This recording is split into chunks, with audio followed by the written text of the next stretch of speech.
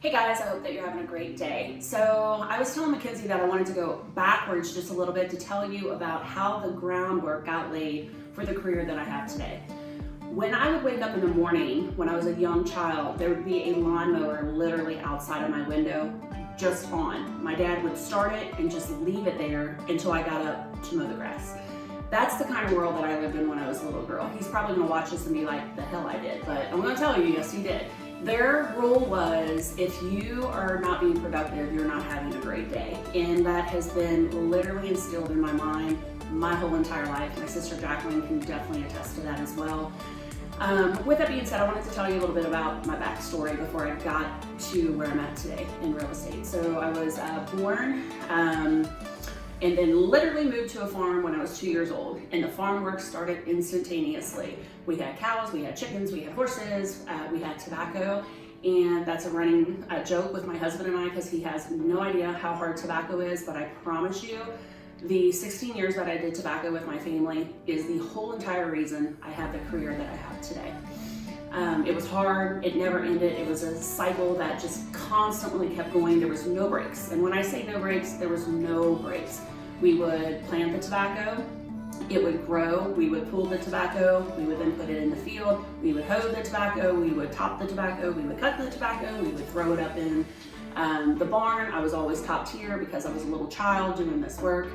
I remember probably about 7 years old, I was all the way up the top tier at the top of the barn, literally the guys handing tobacco up to me and I had to hang it from the top tier. And if you don't know what tobacco is or the work that goes around it, look it up because there's plenty that you will learn.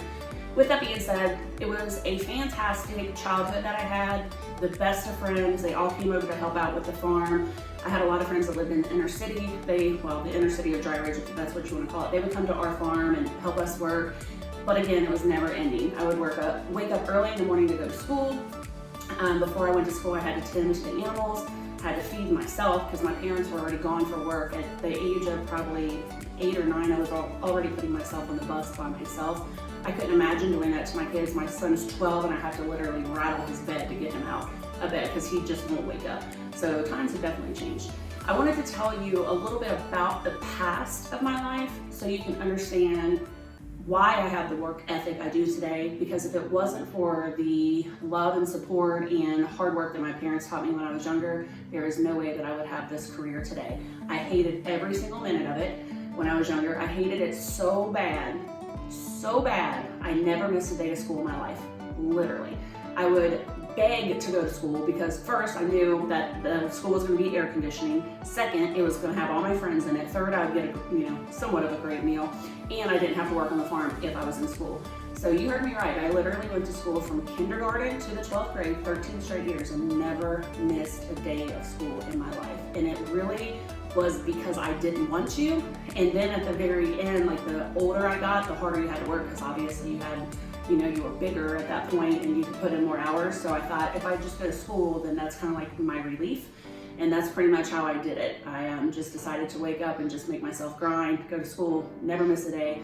And I think I was the very first person out of Grant County High School to never miss a day in 13 years, which was pretty incredible. So I wanted to tell you a little bit about my past to let you understand, like I said, about why I work so hard, why everything that I'm looking at right now here in my house has became, that was a dream, has become my reality.